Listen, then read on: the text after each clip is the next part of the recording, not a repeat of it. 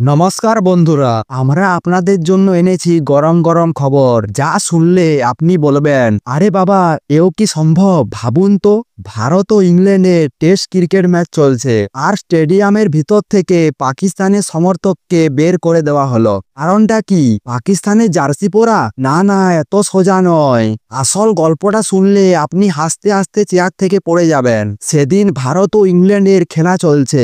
গ্যালারিতে শুধু ভারত ও ইংল্যান্ডের সমর্থকই নয়, দুজন পাকিস্তানের সমর্থকও ছিল। তাদের মধ্যে একজন ফারুক নজর। ফারুক গর্বের সঙ্গে পাকিস্তানের জার্সি পরে গ্যালারিতে বসেছিল। এমন সময় একজন সিকিউরিটি গার্ড এসে ফারুককে বলেন, জার্সিটা খুলে ফেলুন। ফারুক সাহেব তো তখন রেগে আগুন। বলেন, কেন? জার্সি ঢাকবো কেন?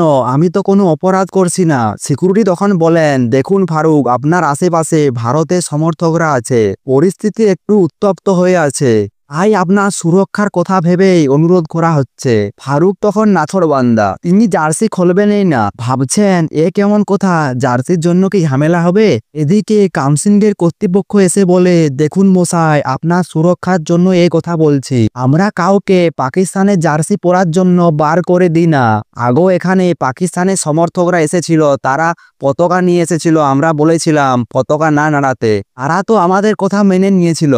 আপনি কেন এমন করছেন? কিন্তু ফারুক সাহেব তো এক কথার মানুষ নয়, তিনি রাজি হলেন না। অনেক অনুরোধের পরেও ফারুক যখন নিজের সিদ্ধান্তে অটল, তখন বাধ্য হয়ে সিকিউরিটি গার্ড তাকে বললেন, তাহলে স্যার, দয়া করে স্টেডিয়াম ছেড়ে বেরিয়ে যান। আরে বাস, ফারুক সাহেবকে বের করে দেওয়া হলো। তিনি সোশ্যাল মিডিয়ায় এক ভিডিও দিয়ে এই ঘটনার প্রতিবাদ জানালো। বন্ধুরা, আমরা তো জানি পেহেলগামে জঙ্গি হামলা আর অপারেশন সিঁদুর নিয়ে দুই দেশের মাঝে সম্পর্ক এখন ভালো নেই। World championship of legend Bharat পাকিস্তানের ম্যাচ বাতিল করেছেন। এশিয়া কাপ নিয়েও ঝামেলা চলছে। এই অবস্থায় মাঠে একটা ছোট্ট ভুল বোঝাবুঝি বড় আকার ধারণ করতে পারে। তাই কর্তৃপক্ষ হয়তো একটু বেশি সতর্ক ছিল, কিন্তু ফারুক সাহেব হয়তো সেটা বুঝতে পারেননি। তো বন্ধুরা, আপনাদের কি মনে হয়, ফারুক সাহেব কি ঠিক করেছেন, নাকি মাঠের কর্তৃপক্ষের সিদ্ধান্ত সঠিক ছিল? আমাদের কমেন্ট বক্সে জানাতে ভুলবেন না। আজ তাহলে এই পর্যন্তই, দেখা হচ্ছে পরের ভিডিওতে।